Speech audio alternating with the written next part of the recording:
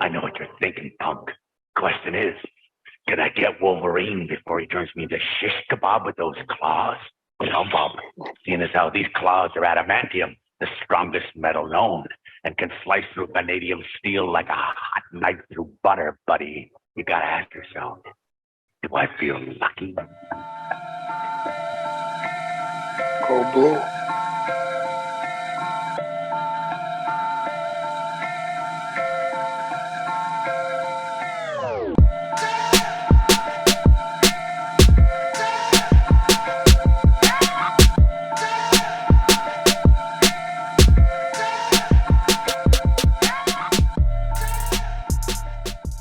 All right, Pump. So you know I gotta ask every week. What was that reference? That is the 1992 animated X-Men series, Wolverine at his finest. All right. I mean, fair enough. I thought you was gonna go with that guy that was crying after the first time beating Ohio State. This is me. That's where I thought you was going this week. No, I went old school with it. I went old school. All right. I mean, I like it. I like it. This is Michigan week, ladies and gentlemen. Let's go, Big Blue. Big Blue. You a Michigan fan on the low? I'm a big Michigan fan. Still weird, but whatever. It's the only other school I applied to for college. That's fair. Fair enough. Welcome one, welcome all, welcome near, welcome far, welcome to the greatest sports podcast in the world. As somebody said, podcast. I'm your host, Unc. The man to my right is Pump. Yes, sir. Man to my left is Breeze. Yeah. And we got a special guest this week. He was actually my first ever college roommate. My guy, Stan. Stan the man. What's going on? What's going on? He's a diehard Steeler fan and an even more diehard Michigan fan. I remember the last bet me and him had. It was Florida State against Michigan in the Orange Bowl. Yeah. And I ended up winning the bet. And when he sent the money, he sent like a note saying Jabril didn't play. He did play though. Alluded to why they didn't win. But Jabril didn't play, to be fair. So my response was Derwin didn't play either. But nah, Jabril was different. Jabril was different though. I agree. All right. Before we get into it, just kind of let us know like how long you've been a Michigan fan and what made you choose Michigan of all teams. Well, Michigan's in my blood. My dad was a Michigan fan, so I was born into it. But like, I've been following them since probably early 2000s when Braylon Edwards was there, Mike Hart, and all them guys. So I seen them all basically. Like everybody that's in the NFL now, that was somebody at Michigan. I seen them. I've been around for a while now. All the bad times. Now the good times again. So it's like I was gonna say, you there for 2007 Appalachian State. Oh man. Yeah, that was low blow. Yeah, that was probably like the worst loss ever, really. Yeah, I agree. Yeah, that was a tough one. Yeah. So let's just jump right into it. Let's get into the Michigan series. Not into the if this, if that, type of scenarios. If worms had machine guns, then birds wouldn't be scared of them. It's just we're looking to find our season over the next number of games that we play. This is my guy right here, man. This is my guy.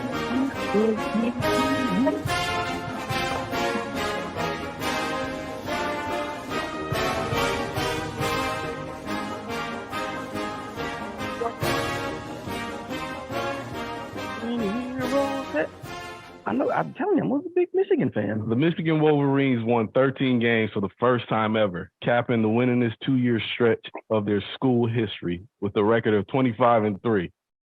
Michigan finished number 3 in the college football playoffs poll, as well as number 3 in the AP rankings.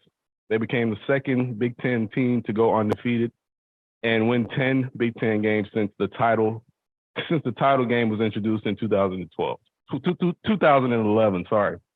Last season included Michigan's first back-to-back Big Ten championship since 2003 and 2004.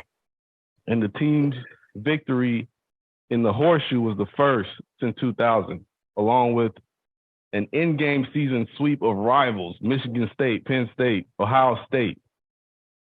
But with all that being said, they haven't won a bowl game in 6 years. Jim Harbaugh is one in 6 since being in Michigan. So I would like to start there. Stan, so when you think about Jim Harbaugh, you said he's your guy, right? What is it about postseason play that's different with him, or what does he have to do in order to get over the postseason hump? I can't lie. That's a fair question because ain't like he ever won a ring before, but Right. it didn't really come down to him. It came down to the players really on the field. And like we got a late start against TCU last year. We tried to come back, but they didn't make it happen. But like Jim Harbaugh, he just gotta keep the ball in the right playmakers' hands. Like we wasn't giving the ball enough to Donovan Edwards at times. Blake Corum got injured.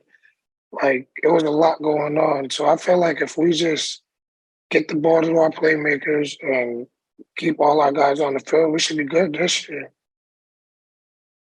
Okay. During the offseason, he considered actually going to the NFL. Do you think that it's a make or break season this year? Because he actually took an interview with the Vikings and came back. Is this like the make or break year? Because we talked about it before the show. Like this is the year for Michigan. The expectations are so high, and he's got all the right pieces. It comes down to him just getting over that hump. Is it just make or break this year for him? I ain't gonna say make or break because I don't think he's leaving. I feel like he did that because he took a pay cut a few years ago, and he just got an extension this year. So I feel like he did that to get a bump in his pay to get that money back that they took from him. But I do feel like it's championship or bust. Like this is the year. Like we won the Big Ten, like you said. We've been doing that. All right, now this is the year where we finish. But I think he'll be back regardless. I think he loved Michigan. I think he want to finish something actually that he starts this time because everywhere he goes, whether it's the NFL or Stanford or wherever, he never finishes what he does. So I feel like he want to finish at Michigan. He's from Michigan. Well, he played at Michigan. So I don't feel like it's make or break, but I do feel like it's championship or bust. Okay. I mean, that all sounds good. We'll see how that turns out. Oh, you don't sound too convinced with that. I don't believe in Jim Harbaugh. We've talked about it. Hold on, question. I got a question though. Okay, go ahead. What don't you believe in Jim Harbaugh? Look at his track record. I think we've talked about this on the show. Matter of fact, our first season ever recording is like episode 10 or something, and we were like, "Is Jim Harbaugh on the hot seat?" Mm-hmm. Like he consistently wins games. He gets recruits, but in big moments, he's failed.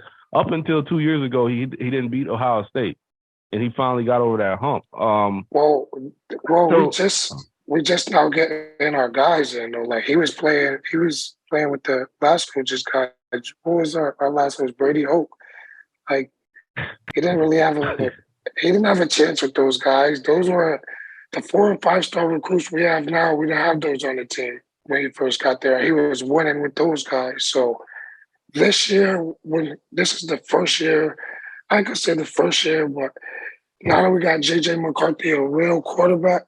Now this is the first year where he got a real team with a real quarterback and real weapons around him. I think you said something there which I always harp on, which is consistency, right? I think what Jim Harbaugh is doing and what he has done, we kind of came in there as a quarterback whisperer. I think we always talk about him being that guy. Yeah. And when Cade McNamara either went down, wasn't effective, JJ came in there week 2, week 3. And he led the way all the way there. Ever since that Penn State game in 2020, it seemed like Michigan cut on a switch, right? Since that last game, 2020, Michigan is, I think, number 1 in rushing offense 2 years in a row in the Big Ten. They were number 5 in the country last year. They also had the number 1 rushing defense last year. right? They're Yeah. bringing back 80% of that production from last year as well. So right now, you're seeing what consistency and having a stable coach in place, stable culture, somebody bringing in their guys to stay and saying, and now all of a sudden, I think this would be the year to really see what's going on, because clearly Michigan is still one of those blue blood teams to get talent. Right. So at that point, I guess, Stan, I was going to ask you, I'm looking at what Michigan is bringing back this year. Obviously, we know what they got at running back, two-headed monster at this point. Yeah. JJ's getting another year back there. He's just a junior. Guys got tight ends all the time.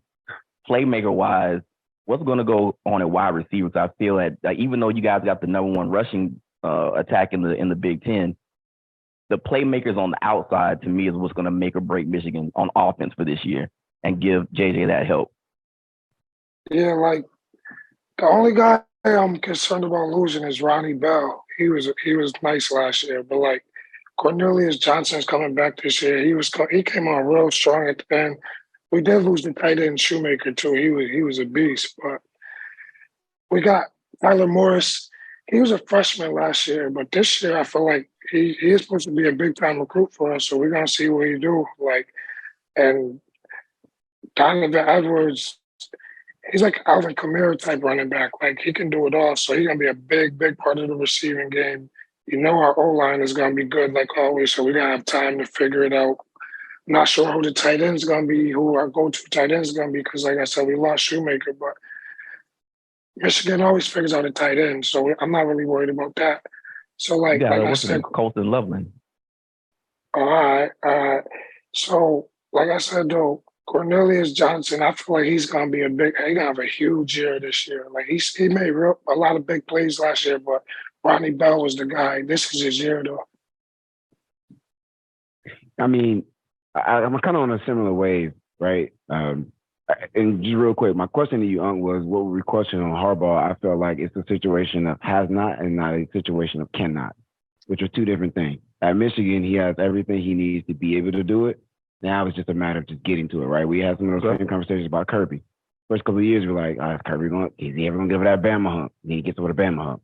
And he wins back-to-back national championships. That's not the same. The difference to me is their programs are set up different. Kirby has a number one recruiting class every year. Michigan has a good recruiting class, but it's never the number one. They're not bringing in those. 10.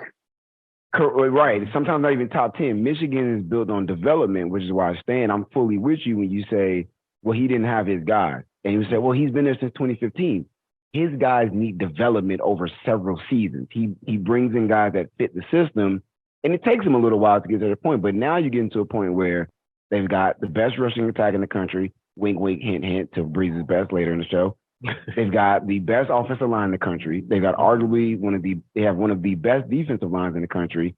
Salty defense overall. And so it's just a matter of has not as opposed to cannot. And I'm kind of on the same wave and questioning if I'm looking at that offense, the wide receiver room too, because I felt like last year you guys were a little opportunistic as opposed to like, hey, we can impose our will and we can go score 40 whenever we want to. I didn't feel like Michigan had that ability. And to me, I felt like that kind of can hold you guys back. I went back and watched that Ohio State game again. It's a safety on a one-on-one on a post route. He just gets blown by horrible hips. He's got hips like a grandma. He got turned around and beat deep. Then you had a hitch route where a receiver, breaks down a corner, goes up the sideline. But other than that, they couldn't really establish a consistent offense. Ohio State has a really good defensive line. They'll have another really good defensive line this year. So my question is, how does Michigan get to that point where you guys can impose your will or have those game breakers to where, all right, you stack the box, so that's what teams are going to do, right? Like, what can you consistently do week to week that teams can't take away from you in the passing game? Like the play action, that's going to pretty much be like, 70% of our passing plays, because our run game is so dominant. I don't think people they have to respect our running game. So, like, oh, yeah. As long as we get the right play calling in, I feel like the play action is going to take our passing game the whole year. Like, people are going to be selling out the whole game. Like I said, Cornelius Johnson, his speed he's going to be flying down the field all game.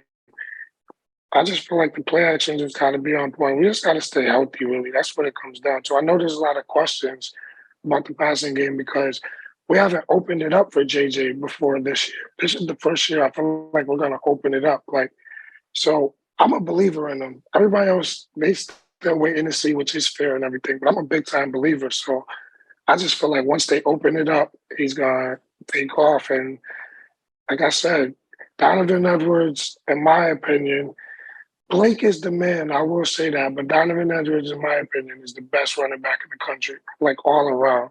And JJ's just got to get him the ball on screen passes. That's going to be big for us. You're going to have teams selling out, blitzing all the time. A screen pass is going to go over your head, and Donovan Edwards is going to take it 60 yards consistently. We don't really have a tough schedule either this year. Like, we have Penn State, Ohio State, and Michigan State. Like, our schedule is real easy. The only thing I'm concerned about is I don't know what they're going to do with Harbaugh, if they're going to suspend him or not. They're talking about suspending him for the first four games possibly. So we're going to see how that turns out. But you play East Carolina, UNLV, Bowling Green, and then some high school from the middle of Michigan. It's Rutgers. Like, they're like, he negotiated the deal. Like, I'll sit out the first 4 games, guys. Like, that's cool with that. But I like he said, like he mentioned earlier, I remember Appalachian State. Like, anything can happen on any Saturday. So once you get one loss, all it takes is one loss to one of them teams, and you can forget about the playoffs. So we talked about JJ McCarthy, and me and you had like a small conversation about it. You said JJ's better than Jordan Travis. That's an off the air conversation because you know how I feel about that. But in his first season starting, he put up pretty good numbers. He had 2,719 yards, 22 touchdowns, only 5 interceptions. So he protected the ball for his first full season. And you mentioned that offensive line. It's something about just knowing you don't have to look, take your eyes off the field, off the receivers going down the field because you have such a good offensive line. With last season, do you think he could build on that season and maybe potentially put himself into like the Heisman Trophy conversation or the Davey O'Brien conversation? Definitely. I feel like his confidence is going to be through the roof. Like, he had like a different path starting out than a lot of guys. He started out like going off from the bench. Then they were rotating quarterbacks. And then when Cade got hurt, that's when he finally really got his start, and he never looked back from that. But now he everything is his. Everybody knows it's his. It's his offense. He won big games. You know that he's feeling like the man after beating Ohio State after all these years. So it's like confidence is going to take him a long way. And like, he just got to get command of the offense. Like I keep stressing, they got to call the right plays. Like, don't just be so reliant on the running game. Let JJ go out there and make plays. Don't just do read options and stuff like that. And I don't want to see that. I want to see them open up the playbook and let him throw the ball consistently. But don't abandon the running game. But like, let JJ go out there and play because he can run too. Like, if the play breaks down, he can still run the ball. Like, I could say he's not no Caleb Williams, but like, he's comparable to like Alex Smith, where he was with the 49ers. And like, he can win games. He can win it all for us, really, if we just keep everybody make plays around him and everybody block for him and the right play calling, like I keep saying.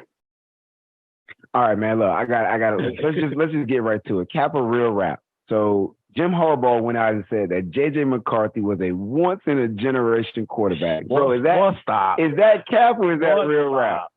Nah, that's not.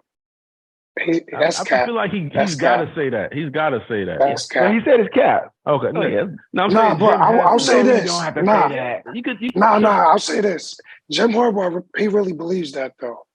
He's that type of player. He's the type of coach that believes that in his players. Like, his confidence in his players and what he got going on is through the roof. So I'll say he believes that when he says that, but I don't believe that, though. I don't even believe he's a top 5 pick. I think he meant at Michigan. No, that was listen. not the quote. No, that was not. We're not going to cap for Jim. It's a dot.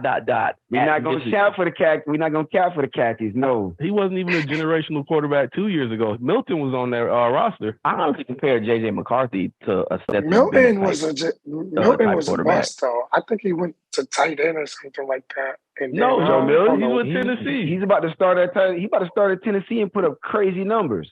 Oh, he's at Tennessee now? Yeah, he's going to start with Tennessee this year. Yeah, he went to tight end when he was with us. Oh yeah, well, listen, and I'm a cap for McCarthy, and I'll cap for some of the other quarterbacks that have struggled in the Harbaugh system. It's not easy. So that's probably why Jim has so much confidence in McCarthy. And the full quote when he went out there, he did say at Michigan. But part of what he was talking about the way that McCarthy played as a true freshman sparingly, and then in his first year as a full starter, how well he did, right? They go out, they win the Big Ten, they beat all their rivals, they go to the playoffs. And so, yeah, at Michigan, and especially in this system, that system is hard. It requires you to go through your reads. It requires you to do a lot of things that NFL quarterbacks are doing. Stan mentioned play action. Most college quarterbacks are not running legitimate play action. RPO is the closest they get to real play action. Right. Michigan is literally hard play action, hide the ball. System. Yeah. Your back is to the defense. That's hard to do for a lot of young quarterbacks. And to McCarthy's credit, he did it fantastically well last season. It's far from generational, but, you know, I can understand why a head coach, considering how hard his system is for quarterbacks, I can see why he's got a lot of praise for McCarthy. But if you look at Harbaugh's past for quarterbacks, I don't think he'll ever have like one of those once in a generation, lifetime quarterbacks. Like, that's just not what his system is. It's like what the 49ers do. Like, they don't have them type of quarterbacks. We don't really need them. I feel like it's Georgia. Same thing, right? Georgia doesn't have generational quarterbacks. Yeah, Pump, you were going to say he's kind of like that's Stafford, though. Georgia has Stafford. Yeah, they did have Stafford. I mean, technically they had they won. What was Aaron's guy? No, Aaron. His name was Aaron. Aaron Murray. Yeah. He was but like they weren't winning titles though, right? Stetson Bennett won back-to-back chips, so you don't necessarily need it, right? Yeah. All right. So with this Michigan team, I don't feel like there's a lot to touch on because they're so good. Like they were ranked fifth in the country in offense last year and seventh in defense. So it's not, and a lot of those players come back. You mentioned losing the wide receiver to he went to the 49ers. But there's a lot of top level recruits that been there and been developed now to step in. So it's not a lot to really talk about. I guess a question that I have is, in that backfield, do you think this could be you can see two backs get 1,000 yards in one season? Easy. This year? Yeah, easy. Very easy. Pretty sure they did last year. No, they came close. Okay, I know that. It was real close. Yeah, between the two backs, they went for 2,454 yards. So this year, Donovan Edwards will be approaching 2,000 all-purpose yards this year. So it's going to be a big year. All-purpose. I'm telling you, a lot of yardage. All he does is just take it to the house. Whenever he touches the ball, he just makes big plays. There's big plays whenever he touches it. And now that confidence, once you get the confidence on the field, is different, especially in college. It's not the NFL. We got a bunch. The Big Ten it's not a deep conference. It's very competitive. Not yet. So yeah, not yet. Right now though, it's not deep. So all these teams on the bottom end, we're gonna kill them. We're gonna be running all over them all game, throwing screen passes, stuff like that. Like, it's gonna be a fun year. It's funny that you mentioned that the Big Ten isn't a deep conference. It's top heavy. How do you feel about Florida State, Clemson, Oregon, Washington coming into the Big Ten? What does that do to the idea of Michigan being a top dog in that conference if those teams join? I feel like obviously the competition is going way up, but it's not really about Michigan's still going to be a top dog. Like, we're not going to act like Michigan is some underdog program that's doing good right now. Like Michigan is a real blue blood program, top 3 in all time wins. Like we've been doing this for a long time, a long time. We got a lot of tradition, a lot of prestige, a lot of history. When you mention Michigan, it's a lot of history behind it. Like we ain't had the recent success and all that, but we have we ain't we've been a sleeping giant. I'll say that we've been a sleeping giant for a lot of years, but we are a giant though. We're not an up and coming program who we choose not to spend the money, which I hate. Honestly, we don't really do too much NIL stuff. I hate that, but we got all the resources that any other school has. Though we just so focused on academics and all that stuff that we miss out on a lot of recruits. That's the one thing I don't like, but I'll take it though. Okay. Go blue. See, I feel like this is one of those things that we've had conversations about with other teams about building longevity in the way you build your program, right? We've seen teams build it up quickly and then not be able to sustain it, right? Georgia, we expect Georgia to be there every year because they got top 2 recruiting class every season. Alabama, the same thing, top 3 recruiting class every season. So we expect those teams to be there. It can, but to me, I appreciate even with them, you still got to develop those kids. Right. And Michigan, more than anybody else, goes so far under the radar in recruiting because they're recruiting system guys, right? He may not be, they might take a 3-star guy and maybe they passed up on a high 4-star guy because he wasn't a system fit or he didn't fit the mold of what they want their guys to be from a personality or from a player type standpoint. And you look now, you look at their O-line coming in the last season. Going into last season, they had lost a couple of their best guys. I think they lost their center to the league going in last year. They replaced him. Yeah, and then they come back next year and they win the Joe Moore Award anyway. This is because they've been recruiting guys that fit and developing those guys particular to their system that regardless of who they line up against or who they lose from year to year, they're ready to just keep reloading. So I love the way that Harbaugh's going about it. I think that's a great way to do it. He dabbles in the portal. He's not portal heavy, but he's not Dabo. He's not anti-portal, right? You guys brought in 3 O-linemen this year. I think 2 of them are at least expected to be players. I don't know if they're going to be starters, but I think they're expected to be at least rotational guys. So he does do that, and I think he's found a really good balance in terms of I'm going to develop, I recruit the people I like, not necessarily who these recruiting sites tell me I should like. Right. And I'm going to develop them to play Michigan football. I like that. I like it a lot. It's funny you say that, but you hate on our guy for doing the same thing. Who? You hate on Mike Norvell because he doesn't recruit high-level guys, but he does recruit guys that he wants to develop. Well, I don't hate on it, and I don't want to turn this into an FSU thing. No, don't do that. No, I don't hate on it. I just don't. I don't think he's recruiting enough of those guys. Okay. Michigan has a full class loaded every year, and you've seen now what that develop turns into. We just haven't seen it from Mike yet. Gotcha. All of his producers are transfer guys. When we see team is heavily producing based on recruiting guys, then I'll be like, hey, he was doing that the whole time and I was wrong. And this isn't an FSU show. It's not FSU show. But you weave it in every week though. I know I got a poke. I like poke. You said FSU like 3 times already this show. Yeah. Oh yeah. I mean I can't help it. I can't help it. We might see Michigan in the playoffs. Hey, that'd be fun. Speaking of playoffs. I know we'll be there. I hear you. I mean, I'm always willing to bet. Michigan was on a roll all last season, and I fully expected Michigan to be in the championship against Georgia. When they went into that game against TCU, I didn't expect them to give up the most points they've given up in what I think 6 or 7 years, I believe the stat was. And it's not like TCU. TCU had a great season, like nothing against them. All right. But they weren't going up against the best D-line in the country, the best offense in the country, the best O-line in the country. And it seemed like Michigan got smacked early. They had the first play out of the game. I think Donovan Edwards, almost takes it to the house. And then it was just like lemony snickets, a whole bunch of unfortunate events after that, right? You got the guy that catches the ball on the 1-yard line, should have scored. Next play they fumble. Oh yeah. JJ throws an interception. It's like weird stuff that's happened. Didn't they almost come back? They almost came back, but again, fought, that defense, who was one of the best in the country, to your point, I think, but 5th or 6th in the country, they gave up 51 points.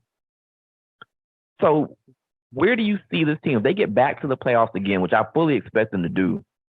Where do you see them taking the next step to prevent what happened against TCU last year? Well, I think the first thing was, TCU, they didn't have the greatest of a lot of things, but one thing they did have was Quentin Johnson. He was a beast. He is a beast. Like, I feel like that's going to teach us a lot about how to defend Marvin Harrison Jr. and things like that, because Quentin Johnson tore us up in that game. But like, it's learning experience basically. Like, that was our first time like ever in the atmosphere that big. And honestly, I know a lot of them guys thought we were about to roll over TCU. Like, and we weren't healthy with Blake, like when he got hurt. So it was like, it's just a learning experience. I don't feel like it was a situation where they were better than us. I feel like we had a lot of young guys that just are finally experiencing all the success, and it's happening fast. Like, we went from like playing in we weren't even close to making the playoffs. Like, they weren't even like the top bowl games. They were like, those little bowl games that nobody takes serious. I feel like that's why the record was lower than, because nobody wanted to play the Bad Boy Bowlers Bowl. Yeah, it was bowls like that. So now that we just went, now we're in the playoffs. I feel like the lights hit the young boys like it does a lot. That's just football. And by the time we were able to realize and figure out what was going on, it's too late. The whistle had blown. But we got that experience. I gotta say, confidence is the number one thing in football and sports and everything. So like, now that we got the confidence, we seen it, we lost it in a situation where like TCU, they're a good team, but we had like the championship game handed to us by playing them. We could have beat them. So it's like, we had it in our hands and we lost it. We felt what it was like to lose it. And that is the biggest learning experience we could have, coaching-wise or player-wise. All right, so with that being said, man, we got to be at prediction time. I know you got to get up out of here, man, and we appreciate you for just staying on this long with us. So obviously it's playoff or bust. Give us a record prediction, and also give us 2 players on both sides of the ball that we need to look out for, breakout players. The records, obviously I feel like we're gonna be undefeated, because that's just what it has to be in college football. Like, you can't be playing around losing games and risking missing the playoffs. It's still only 4 teams this year, so it's like you can't be playing around. So I feel like we're gonna go undefeated. I feel like Tyler Morris, he's a sophomore this year. He's a receiver. He's gonna break out this year.